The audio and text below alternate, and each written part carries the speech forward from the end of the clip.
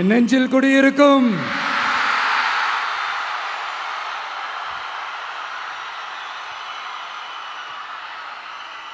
தமிழக மக்கள் உங்கள் அனைவருக்கும் என்னுடைய வணக்கமும் என்னுடைய நன்றிகளும். குறிப்பா திருச்சி கிழக்கு தொகுதி மக்கள் உங்கள் அனைவருக்கும் என்னுடைய ஸ்பெஷல் வணக்கமும் ஸ்பெஷல் நன்றிகளும். இதை நான் ஏன் இப்படி சொல்றேன்னா, என்னை இப்போ பெரம்பூர் தொகுதி எம்எல்ஏன்னு தான் சொல்லுவாங்க. பட் ஆனால் அது எலெக்ஷன் கமிஷனோட அந்த சட்ட விதிகளுக்கு மட்டும்தான் அப்படி. ஆனால் என்னை பொறுத்த வரைக்கும், தமிழ்நாட்டை பொறுத்த வரைக்கும், தமிழ்நாட்டுக்கு எப்படி திருச்சி ஒரு இதயம் மாறியோ, அந்த மாதிரி என்னோட இதயத்துக்கு திருச்சி கிழக்கு தொகுதி மக்களும் ரொம்ப ரொம்ப ரொம்ப க்ளோஸ் தான். அதில் எந்த மாற்றமும் கிடையாது. சரிங்களா?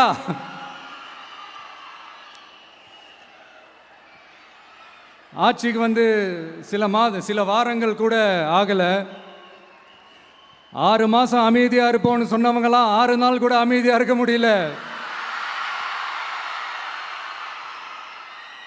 ஆட்சிக்கு அரை மணி நேரத்திலே ஆரம்பிச்சிட்டாங்க. பாவம், ஒரு கல்யாண வீட்டிலலாம் போய் புலம்பிட்டு இருக்காங்க. நான் சொன்னதெல்லாம் நடக்குதா? 1 by 1 எல்லா புலம்பல்ஸும். அது மாதிரி இத்தனை வருஷமா மாற்றி மாற்றி உங்களை ஏமாத்திக்கிட்டு இருந்த இந்த 2 பேரையும் வேண்டாம்னு சொல்லி ஒதுக்கிட்டு உங்களுக்காக உண்மையா உழைக்க வந்த உங்க விஜய, உங்க அண்ணனை, உங்க தம்பிய முதல் அமைச்சரா இல்ல முதல் சேவகனா ஆக்கியிருக்கிறீங்க. தலை வணங்கி ஒட்டுமொத்த தமிழக மக்களுக்கும் இந்த நேரத்தில் என்னுடைய நன்றியை தெரிவிச்சுக்கிறேன். இந்த நேரத்தில் எங்களுக்கு ஆதரவு தெரிவிச்ச அத்தனை இயக்கங்களுக்கும், அத்தனை இயக்கத்தின் தலைவர்களுக்கும் மீண்டும் என்னுடைய நன்றியை தெரிவிச்சுக்கிறேன்.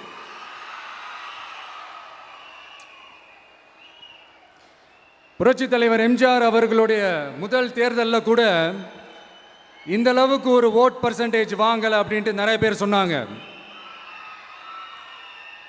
ஆனால் நீங்கள் டிவி கேட்க அவ்வளோ நீங்கள் ஆதரிச்சிருக்கிறீங்க. நான் எம்ஜிஆர் அவர்களோடலாம் நான் கம்பேர் பண்ணல. எம்ஜிஆர் தான். ஆனால் நாம் பெரியார், அண்ணா, எம்ஜிஆர் அவர்கள் வழியில் ஒரு அன்பா உழைக்க வந்த உங்க விஜய், அவ்வளவுதான். 1977 நீங்க போடாத ஓட்டை 2026 நீங்க போட்டிருக்கிறீங்க. என்ன ஒன்று, இன்னும் கொஞ்சம் அதிகமாக ஆதரிச்சிருந்தீங்கன்னா கொஞ்சம் நல்லா இருந்திருக்கும். பட் பரவாயில்ல, ஃப்யூச்சரில் வரப்போகிற எல்லா தேர்தலையும் உங்களுடைய முழு சப்போர்ட்டை என்னால் வாங்க முடியுன்ற அந்த ஒரு நம்பிக்கை இப்போ என் மனசில் ரொம்ப ஆழமாக பதிஞ்சிருக்கு. ஏன்னா நீங்கள் அமைச்சு கொடுத்துருக்கிற இந்த ஆட்சியில் எல்லா நன்மைகளையும் நீங்கள் கண்கூடா பார்க்க தான் போறீங்க அப்படின்ற அந்த கான்ஃபிடென்ஸும் இப்போ என் மனசில் ரொம்ப ஆழமாக பதிஞ்சிருக்கு. யார் எந்த நிலைமைக்கு எந்த பொசிஷனில் போனாலும் இந்த கிண்டலும் கேலியுமா பேசுறது இருக்கத்தானே செய்யும். நம்மளை பற்றி, நம்ம அரசியலை பற்றி, நம்ம பேச்சை பற்றி இந்த கிண்டலும் கில்லியமா பேசிட்டு தானே இருப்பாங்க. அவங்க எல்லாருக்குமே என் சைட்லேருந்து ஒரே ஒரு ரிக்வெஸ்ட், தயவு செஞ்சு நிப்பாட்டிடாதீங்க. தயவு செஞ்சு கண்டினியூ பண்ணுங்க. நீங்க தான் என்னோட எனர்ஜி ஃபோர்ஸு. நீங்க பேசிக்கிட்டே இருங்க. நான் மக்களுக்கு தேவையான நல்லதை செஞ்சுக்கிட்டே இருப்பேன். அடுத்து இப்போ நம்ம புதுசாக அந்த சூட்லாம் போட்டு வரோம்ல, அதை பற்றி கூட நிறைய பேர், ஏன் நாமெல்லாம் கோட் சூட்லாம் போடக்கூடாதா? அதிகாரம் செய்கிறவங்களும் ஆதிக்க சக்திகளும் மட்டும்தான் கோட் சூட்லாம் போடணுமா என்ன? அப்பெல்லாம் எதுவுமே கிடையாது. நான் என்ன கலராக போட்டு வரேன், 2 கலர். நம்ம எல்லாரும் மனசு மாதிரியே பிளாக் அண்ட் ஒயிட். எல்லாத்திலையும் பிளாக் அண்ட் ஒயிட்டா இந்த விஜய் இருப்பான் அப்படின்னு காட்டுறதுக்கு தான் அந்த கலர். அடுத்து அந்த பிளாக் கூட யாரை குறிக்கும் எதை குறிக்கும்ன்றது நான் சொல்லி தான் தெரியணும்னு அவசியம் இல்லை, அது உங்களுக்கே நல்லா தெரியும். எல்லாத்துக்கும் இப்படி வழக்கம் சொல்லிக்கிட்டு நசன் பேசுகிற டைப்பும் நம்ம கிடையாது. உங்களுக்கே தெரியும், அதிகபட்சமாக எல்லா மீட்டிங்கிலும் 20 நிமிஷங்குள்ளே தான் நான் பேசியிருக்கிறேன். அதனால் இப்போ மக்கள் என்கிட்ட என்ன சொல்கிறாங்க அப்படின்னா, இந்தப்பா விஜய், நீ எங்களுக்காக உழைக்கிறதுக்காக வந்திருக்கிற, அந்த வேலையை மட்டும் பாரு, உன்னை பற்றி பேசுகிறவங்கள நாங்கள் பார்த்துக்கிறோம் அப்படின்னு சொல்லிட்டாங்க. சரி, ஆனது ஆச்சு. இப்போ என்ன, உனக்கு எதிரிகளே இல்லையா அப்படின்லாம் கேட்டால் அப்படிலாம் நான் சொல்ல மாட்டேன், அப்படிலாம் நான் நினைக்கவும் மாட்டேன், அப்படி நினைக்கவும் கூடாது. இப்பவும் சொல்கிறேன், அரசியல் ரீதியாக சொல்கிறேன், 2 பேருக்கு நடுவில் தான் போட்டியே. ஒன்று இன்னொன்று, எஸ், ஒன்று டிவிக்கு, இன்னொன்று டிஎம்கே. இதுக்கு நடுவில் வேற யாருக்கும் எந்த வேலையும் கிடையாது. ஏதாவது இருக்குன்னு சொல்றீங்க? எலெக்ஷனுக்கு முன்னாடியும் அவங்களுக்கு ஒரு வேலையும் இல்லை, இப்போ எலெக்ஷனுக்கு அப்புறம் சுத்தம். ஆனால் இந்த திமுகவும் மற்றும் பலரும் ஒன்றா சேர்ந்துக்கிட்டு இந்த விஜயோட ஆட்சி வந்துடக்கூடாதுன்னு சொல்லி ஒரு கூத்து ஒன்று பண்ணாங்களே, அந்த கடைசி 5 நாள், அடாடாடாடாடா, நமக்கெல்லாம் ஓஹோ இப்படியெல்லாம் கூட நடக்குமோ என்ன கூத்துங்கிறீங்க. ஆனால் ஃபியூச்சர் என்னவா இருக்குன்றதை மட்டும் இப்போ நான் சொல்கிறேன்.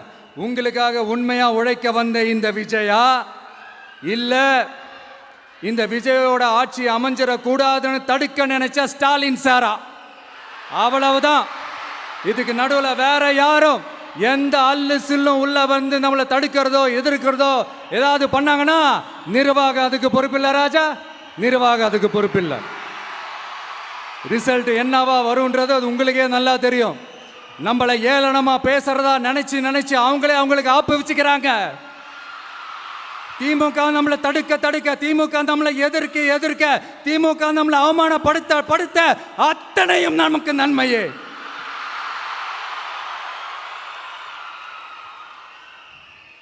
ஒன்று கவனிச்சிங்களா மக்களே, நம்ம ஆட்சிக்கு வந்ததுக்கு அப்புறம் ஒரு விஷயம் ஒன்று நடந்துகிட்டு இருக்கு.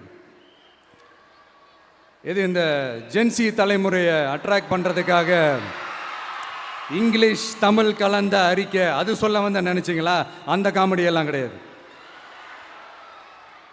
அடுத்து இந்த ரியாலிட்டியை மறந்துட்டு இந்த ரீல்ஸ் போடுறது, அது சொல்ல வந்தீங்களா? அந்த காமெடியும் கிடையாது. இது சீரியஸாக ஒரு விஷயம் நடந்துக்கிட்டு இருக்கு. முன்னெல்லாம் சட்டசபையில் யார் பேசுனா நமக்கு என்ன, யார் அடிச்சுக்கிட்டா நமக்கு என்னன்னு இருந்த கூட்டம்லாம் இப்போ சட்டசபையில் என்ன நடக்குது, என்ன பேசிக்கிறாங்கன்றது ரொம்ப உன்னிப்பாக கவனிக்கிறாங்க. கவனிச்சிங்களா? திமுக ஸ்டைல்லையே சொல்லணும்னா ரீல்ஸ் போட்ட கூட்டம்லாம் இப்போ நியூஸ் பார்த்துக்கிட்டு இருக்கிறாங்க. அதில் நமக்கு சந்தோஷம்தான், பெருமை தான். நம்மளுடைய யங்ஸ்டர்ஸ், நம்ம பெண்கள் எல்லாம் அந்த அரசியல் என்னன்னு தெரிஞ்சுக்கணும், அந்த அரசியல் என்னன்னு புரிஞ்சுக்கணும்னு அப்படி ஒரு விழிப்புணர்வு ஏற்பட்டிருக்கு. அதில் எங்களுக்கு சந்தோஷம்தான். இதெல்லாம் யாரால நடந்திருக்கின்றது நான் சொல்லி தான் உங்களுக்கு தெரியணும்னு அவசியம் இல்லை, அது உங்களுக்கே நல்லா தெரியும். இப்படிப்பட்ட நம்ம தெய்வங்களை, இப்படிப்பட்ட நம்ம மக்களை தற்குறின்றது இன்னமும் சொல்லிக்கிட்டு இருக்கிறாங்க. நான் காஞ்சிபுரத்தில் சொன்னதை தான் இங்கே நான் திரும்பவும் ரிப்பீட் பண்ணுறேன். நீங்கள் தற்குறின்னு சொன்னீங்களே, அவங்க தான் உங்களோட அரசியல் வாழ்க்கையே ஒரு கேள்விக்குறி ஆக்கியிருக்கிறாங்க. கேள்விக்குறி ஆக்கிட்டாங்க, இன்னமும் ஆக்க போகிறாங்க. அன்னைக்கு நான் சொன்னப்போ சிரிச்சவங்களாம் இன்னைக்கு என்ன பண்ண போகிறாங்களோ. உண்மையை சொன்னாதான் அந்த கூட்டத்துக்கு கசக்குமே. உண்மையிலே நீங்க மக்கள் மனசை புரிஞ்சு வச்சிருந்தீங்கன்னா நீங்க இப்படி மக்களை தப்பாவே பேசியிருக்க மாட்டீங்க. அது என்ன, அப்புறம் அரசியல் புரிதல் இல்லாம மக்கள் நமக்கு ஓட்டு போட்டுட்டாங்களாம். இந்த கவர்ச்சியில மயங்கி மக்கள் நமக்கு ஓட்டு போட்டுட்டாங்களா? நான் என்ன, சரி விடுங்க.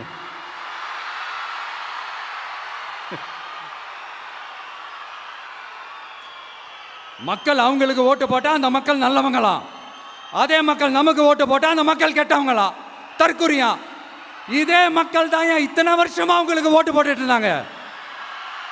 உங்களுக்கு மட்டும் என்ன, வேற ஏதாவது பிளானட்ல இருந்து குதிச்சு ஓட்டு போட்டு போனாங்களா? தற்கொரியாமா, தற்கொரி நல்லா வருது, வேணான்னு பாக்குறேன். எங்க அண்ணன் விஜயகாந்த் அண்ணன் சொல்ற மாதிரி, அண்ணா அவர்கள் ஆரம்பிச்ச கட்சியை ஒரு அடிமை கூடாரமா ஆக்குனது யாருங்க சார்? இப்படியெல்லாம் ஆக்கிட்டு உண்மையை சொல்லு உடன்பிறப்பேவா. உங்களோட அந்த உண்மையான உடன்பிறப்புக்கெல்லாம் என்ன சொல்றாங்க தெரியுமா சார்? திமுக இப்படி ஆனதுக்கு காரணம், அந்த காரணத்தை வெளியிலலாம் போய் தேடாதீங்க, உங்க குடும்பத்துக்குள்ளேயே கேளுங்கிறாங்க. உங்களுக்காக மாடா உழைச்சி தேஞ்சு போய் கிடக்கிறோம். திமுக இப்படி ஆனதுக்கு காரணம் உழைக்காம சொகுசா இருக்கிற உங்க குடும்பத்துக்குள்ளேயே போய் கேளுங்கிறாங்க. ஒவ்வொரு திமுக தொண்டனும் அதை சொல்றாங்க. அதை புரிஞ்சிக்காம நம்மளையும் நம்ம மக்களையும் தப்பா பேசிக்கிட்டு, நீங்க மக்களை தப்பா பேசுனீங்கன்னா இந்த விஜய் வந்து கேள்வி கேட்பான், சும்மா இருக்க மாட்டான். இந்த விஜயும் தமிழ்நாட்டு மக்களும் வேறு வேறு இல்லை. இந்த விஜய் தான் தமிழ்நாட்டு மக்களோட ஒரு உண்மையான ஒரே பிரதிநிதி. இது இன்னைக்கும் சரி, நாளைக்கும் சரி, நாளன்னைக்கும் சரி, இதுதான் நிஜம். மறுபடியும் சொல்றேன், நமக்கும் மக்களுக்கும் இடையே இருக்கிற இந்த பூர்வ ஜென்ம பந்தத்தை, அந்த உறவை ஏதோ இந்த சதிகள் சூழ்ச்சிகள் பண்ணி யாராலையும் எதுவும் கெடுக்கவே முடியாது. கெடுக்க ட்ரை பண்ணீங்க நம்ம ஆட்சிக்கெல்லாம் வரதுக்கு முன்னாடி. என்ன சதிகள், என்ன சூழ்ச்சிகள், என்னென்னலாம் பண்ணி எப்படியெல்லாம் தடுத்துடலான்னு. ஆனால் இப்போ ஆட்சிக்கு வந்த இந்த சாமானிய மக்கள் ஆட்சியை நீங்கள் இந்த எதிர்கட்சியாக இருக்கும் போது ஒன்று யூஸ் பண்ணுவீங்களே, இந்த பழைய டெக்னிக்கு, அதெல்லாம் யூஸ் பண்ணி நம்மளையும் மக்களையும் பிரிச்சலாம்னு நினச்சிங்கன்னா அது ஒரு காலம் நடக்காது. மக்கள்லாம் ரொம்ப தெளிவாயிட்டாங்க சார், ரொம்ப தெளிவாயிட்டாங்க. அதனால ஒரு ஆக்கப்பூர்வமான ஒரு எதிர்கட்சியாக செயல்பட்டு மக்கள் மனசை வெல்ல பாருங்க. இந்த கடைசி லாஸ்ட் 1 மந்த்தாக நடந்த ஒரு சில விஷயங்கள் உங்ககிட்ட நான் ஷேர் பண்ணணும்னு ஆசைப்படுறேன். இந்த 200 யூனிட் மின்சாரம், கட்டணமில்லா மின்சாரம் அறிவித்தோம். அதில் ஆல்ரெடி இருந்த 100 யூனிட் திமுக கொடுத்தது கிடையாது. மேடம் ஜெயலலிதா மேடம் இருந்தப்போ செஞ்சுட்டு போனது. ஸ்டாலின் சார் பதவி போன அந்த கடுப்பில் அறிக்கையா விட்டு தள்ளிக்கிட்டு இருக்கிறாரு. என்ன பண்ணீங்க உங்களுடைய ஆட்சியில்? மக்கள் பணத்தை, டாஸ்மாக்லேருந்து அடித்த அந்த பணத்தை, ஊழல் செஞ்ச அந்த ஃபைலை க்ளோஸ் பண்ணுறதுக்கு அலையா அலைஞ்சிங்க. ஆனால் இந்த விஜய் மக்களுக்கு தொந்தரவாக இருக்கிற அதே டாஸ்மாக்கை க்ளோஸ் பண்ணா. விவசாயிகளோட அந்த கடனை தள்ளுபடி மேக்சிமம் இந்த 1 மந்த்ல என்ன செய்ய முடியுமோ அதை செஞ்சான். நீங்க தான் அந்த நிதி சம்பந்தமா இருக்கிற எல்லா கேட்டையும் லாக் பண்ணி வச்சுட்டு போயிருக்கிறீங்க. அதை சரி செய்ய வேணாமா? அதை ஒழுங்குபடுத்த வேணாமா? அதனால மறுபடியும் சொல்றேன், இந்த விஜய் பொய் சொல்லி ஏமாத்துறதுக்காகலாம் அரசியலுக்கு வரல. உங்க கூடவே நிக்கிறதுக்காக மட்டும்தான் அரசியலுக்கு வந்திருக்கிறேன். அதுல எந்த மாற்று கருத்துமே கிடையாது. கவலையப்படாதீங்க விவசாய பெருமக்களே. அடுத்து இந்த சட்டம் ஒழுங்கு, அது சரியில்லை இது சரியில்லைன்னு சொல்லி திமுகவும் மற்றும் பலரும் மாறி மாறி கூவுறீங்க. நான் ஒன்று கேட்குறேன், இந்த மாடல் அரசுன்னு சொல்கிறீங்களே, அதில் என்ன செஞ்சு வச்சுட்டு போயிருக்கீங்க? ஒரு ஊர் விடாமல், ஒரு தெரு விடாமல் போதைப் பொருள் கலாச்சாரம் அப்படியே ஸ்ப்ரெட் ஆகி கொட்டி கிடக்குது. அது அப்போவே இனிஷியல் ஸ்டேஜ் அதை நீங்கள் கண்ட்ரோல் பண்ணியிருந்தீங்கன்னா இத்தனை பெண்களை இழக்க வேண்டிய ஒரு சூழ்நிலை ஏற்பட்டிருக்குமா? எல்லாத்தையும் பண்ணிட்டு பழியை தூக்கி ஏன் மேலே போடுறாங்க. நீங்கள் என்ன பழி நம்ம மேலே போட்டாலும் மக்கள் நிம்மதியாக வாழக்கூடிய அந்த செயலை கண்டிப்பாக இந்த விஜய் செஞ்சு தான் காட்டுவான். அதுக்காக தான் எஃபிஷியண்டான போலீஸ் ஆஃபீஸர்ஸ் நான் அப்பாயிண்ட் பண்ணியிருக்கிறேன். எஃபிஷியண்டான அந்த போலீஸ் ஆஃபீஸர்ஸ் டீம் நான் அப்பாயிண்ட் பண்ணியிருக்கிறேன். பெண்கள் பாதுகாப்பான அந்த சிங்கப்பெண் காவல் படை நெக்ஸ்ட் வீக் அதை இனாகரேட் பண்ண போகிறோம். தப்பு செஞ்சவங்களுக்கான தண்டனை, அதுக்கான சார்ஜ் ஷீட் எல்லாமே ரொம்ப ஃபாஸ்ட்டாக ரொம்ப ஸ்பீடாக செய்கிறதுக்கான அந்த வேலையை செய்ய சொல்லியிருக்கிறோம். கோர்ட்டில் கூட தப்பு செஞ்சவங்களுக்கான அந்த கடுமையான தண்டனை வாங்கி கொடுக்கறதுக்கான அந்த வேலையையும் ரொம்ப சீக்கிரமாக செய்ய சொல்லியிருக்கிறோம். அதனால் நீங்கள் என்ன பழி நம்ம மேலே போட்டாலும் உண்மையாக உறுதியாக மக்களுக்கு தேவையான எல்லா விஷயங்களையும் இந்த விஜய் செஞ்சு தான் காட்டுவான். இப்படியெல்லாம் நம்ம சொல்கிறதுனால இவங்க என்ன சொல்லுவாங்க தெரியுமா? அவங்க தான் ஆட்சியிலே இல்லையே, அப்புறம் ஏங்க அவங்கள குறை சொல்றீங்க அப்படின்னு கேட்பாங்க. வேரில் வெந்நியை ஊற்றிட்டு போனவங்கள வெளிச்சம் போட்டு காட்டாமல் பின்ன வேற என்ன சொல்லுவாங்க? இதெல்லாம் மக்கள்கிட்ட நம்ம தெளிவாக எடுத்து சொல்லணும் இல்லையா? அதுக்காக தான் இதெல்லாம் சொல்லிகிட்டு இருக்கிறேன். நம்ம மக்களுக்காக இவ்வளோ வேலை பார்க்குறோம், ஆனால் இவங்க அதையெல்லாம் விட்டுட்டு குதிரை பேரம் பண்ணுறாரு, அது பண்ணுறாரு, இது பண்ணுறாருன்னு சொல்லிட்டு தப்பு தப்பாக கதையெல்லாம் அடித்து விட்டுக்கிட்டு இந்த தீய சக்தியும் தீந்து போன சக்தியும் அதாங்க திமுகவும் மற்றும் பலரும் ஒன்னா சேர்ந்துக்கிட்டு திருட்டுத்தனமா யாருக்கும் தெரியாம ஒரு ஓரமா மூலையில உட்கார்ந்துட்டு பேரம் பேசி கூட்டு சேர்ந்து ஆட்சி அமைச்சு கொள்ளையடிக்க திட்டம் போட்டாங்க. அது ஏன் தெரியுமா? உங்களோட இந்த டிவிக்கு ஆட்சி அமைஞ்சா அவங்க பொழப்பே போயிடும். அந்த கொள்ளையடிக்கிறது, லஞ்சம், ஊழல் எல்லாமே கத்தம் கத்தம். அதான் இந்த காரணம். அடுத்து ஸ்டாலின் சார், திமுக இப்போ தீய சக்தி மட்டும் இல்ல, மக்களை விட்டு ரொம்ப தூரமா போன தூர சக்தி, ஓர சக்தி, கோர சக்தி, பார சக்தி. நீங்க எப்போ இந்த தீந்து போன சக்தியோட நீங்க கூட்டு சேர்ந்துக்கிட்டு ஆட்சி அமைக்கணும்னு நினைச்சீங்களோ, அப்பவே இந்த திமுக தூர்ந்து போன சக்தியாகவும் ஆயிடுச்சு. நீங்களாம் நம்மளை பத்தி அவதூறு பேசலாமா சார்? இது நியாயமா? மக்களை இவ்வளோ பெரிய மக்கள் சக்தி நம்மளோடு இருக்கும் போது நமக்கு எதுக்கு வேற அரசியல்? எலெக்ஷன்ல 50-60 வருஷமா இருந்த சாதியை உடைச்சிருக்கிறோம், மதத்தை உடைச்சிருக்கிறோம், காசு கொடுத்து ஓட்டு வாங்கறத உடைச்சிருக்கிறோம். நாம எது செஞ்சாலும் கான்ஸ்டிடியூஷன்ல தான் செய்வோம். நாம சிங்கிள் மெஜாரிட்டி வாங்கி இருந்தாலும் நம்மளை நம்பி முறையா கூட்டணியில கட்சியில ஆதரிக்க வர்றவங்களை அரவணைச்சு தான் இருப்போம். நான் இப்பவும் மீண்டும் டிக்ளேர் பண்றேன், டிவிகே ஆட்சி எந்த பாகுபாடும் இல்லாம எல்லாருக்குமான ஒரு ஆட்சியா தான் இருக்கும். அதுல எந்த மாற்றமும் கிடையாது. ஸ்டாலின் சார் மாதிரி ஊசலாட்டம் இருக்கவே இருக்காது. மதச்சார்பற்ற கொள்கையில சமரசமே இல்லை. மாநில உரிமைகளை விட்டு கொடுக்கவே மாட்டோம். நதி நீர் உரிமைகளை விட்டு கொடுக்கவே மாட்டோம். சமூக நீதி, சம நீதிய, சமத்துவ நீதிய ஒரு நாளும் விட்டு கொடுக்கவே மாட்டோம். அதனால திருச்சி கிழக்கு தொகுதி மக்களே, தமிழ்நாட்டில் இருக்கிற 234 தொகுதியும் நம்ம தொகுதி தான். அதுல எந்த கட்சி ஜெயிச்சிருந்தாலும் அது நம்ம தொகுதி தான். பெரம்பூரா இருக்கட்டும், திருச்சி கிழக்கா இருக்கட்டும், எனக்கு 2 கண்கள் மாதிரி. அதுலயும் திருச்சி கிழக்கு என் செல்ல புள்ள மாதிரி. அதனால வரப்போற இடைத்தேர்தல்ல உங்க வீட்டில் இருக்கிற ஒருத்தரை, உங்கள ஒருத்தரை தான் வேட்பாளரா நிக்க வைக்க போறோம். நீங்க எப்படி இந்த விஜய்க்கு ஆதரவு கொடுத்து ஓட்டு போட்டு ஜெயிக்க வச்சீங்களோ, அதே மாதிரி வரப்போற இடைத்தேர்தல்ல உங்களுடைய அந்த வேட்பாளரையும் ஜெயிக்க வைப்பீங்கன்ற அந்த ஒரு நம்பிக்கை நான் முழுமையாக தான் நம்புறேன். உங்களுக்காக உழைக்க வந்திருக்கிறேன். உங்களுக்காக எல்லா விஷயத்தையும் நான் பார்த்து பார்த்து செய்வேன். ஊழல் இல்லாத, லஞ்சம் இல்லாத ஒரு ஆட்சியை நான் கொடுப்பேன். I understand. ஒரே நாள் அது நடக்காததான், ஒரு மேஜிக் இல்லை. பட் ஒரு நாள் அதை நான் நடக்க வைப்பேன்.